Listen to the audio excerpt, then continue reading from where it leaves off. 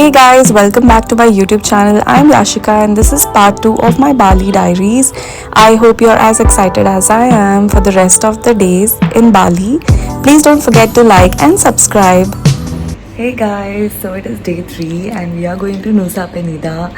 It's already 6 a.m. here and we're super late. The driver is waiting outside, but I'm super excited. I have gone for this white dress, if I can show it to you guys, and I love the vibe.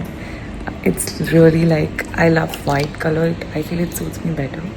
So yeah, I'm really excited for the day.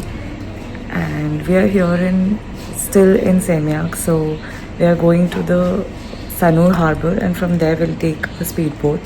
So yeah, let's go.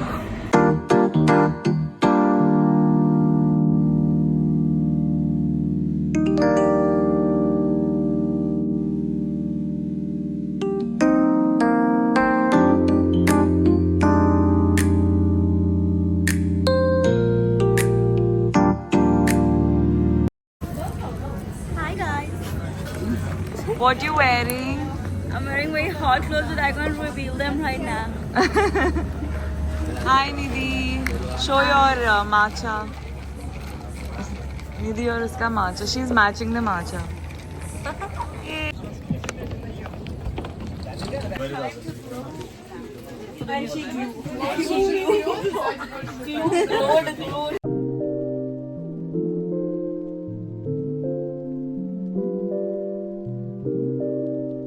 As we are not taking a day package due to our irresponsibility, we had to take two scooties, which only costed us 400 each.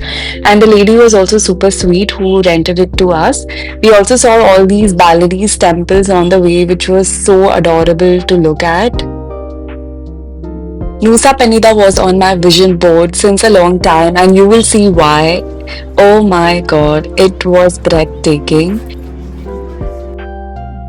We also paid like 80 rupees each to get this video done by a professional Bali videographer. They have just taken a good spot and they are earning like 80 rupees from each tourist.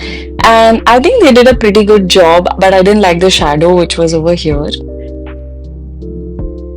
We decided to trek all the way down to the beach, but the sandal that I was wearing was from Meesho, only 150 rupees, and I don't know how it endured the whole trek down there.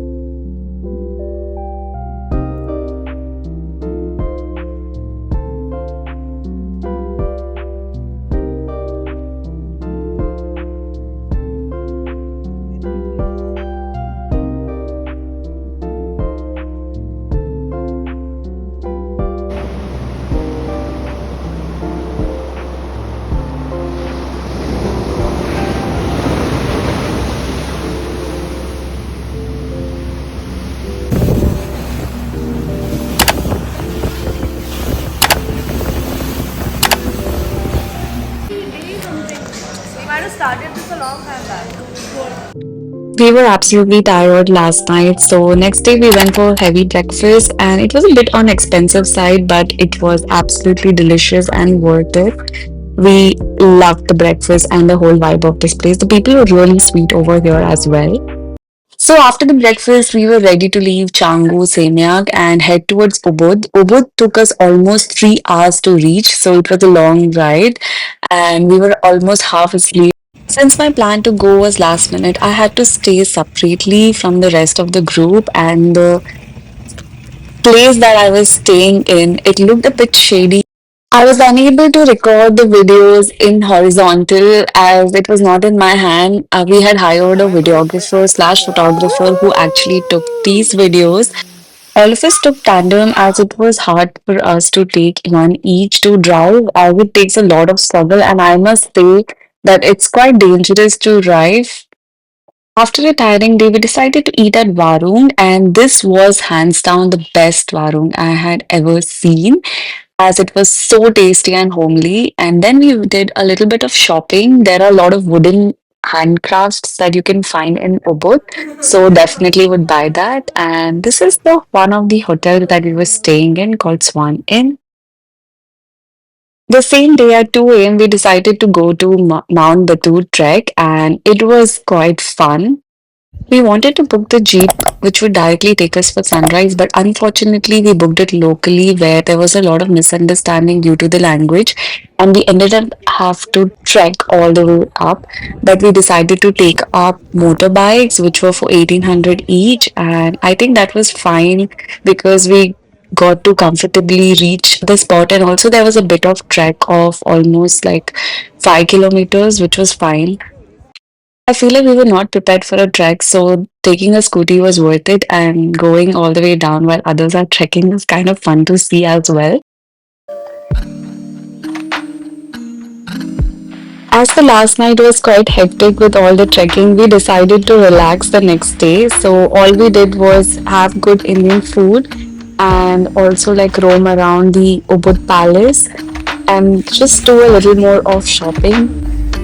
On day 6, I couldn't capture much because we had to wake up early to travel to Giliti. This was our speedboat, which was with AC, which we really loved, but we decided to stay on the top to enjoy the view. The view was absolutely beautiful, and then we spotted the dolphins, which was the best experience. People usually pay for this, but we got it for free, and here we are in Giliti. Here we were not allowed any motor vehicles, so all you had to do is use the tanga, or you can hire a bike or bicycle to travel here and there. All we did today was relax and explore the island, which only took us 45 minutes or less than that with our bicycle, and it was so fun. This is how our room looked like, which I was not a fan of, but it was sufficient for us for 2 days. On day 7, which we were in Gili, we went for snorkeling and we saw these statues, turtles, fishes, corals, and it was so surreal. We had an amazing guide who was so kind and helpful whenever we struggled, and also he made sure we jumped in the ocean and swam without our life jackets, which was quite fun and exciting. So I would 100% recommend him. He also paid attention to every single person out there and made sure to click our pictures. So it was a very beautiful moment, as you can see. Later half of the day, we just relaxed on the beach, and also there was a foam party in our hostel, so we completely enjoyed that. The water was a bit dirty, but I would be okay with that as long as I'm having fun. On day 8, it was my sister's birthday, so we booked this Airbnb in Uluwatu. It was the best Airbnb we ever stayed in, and all we did was celebrate her birthday, so it was super chill and fun day. And obviously, the last day here in Bali.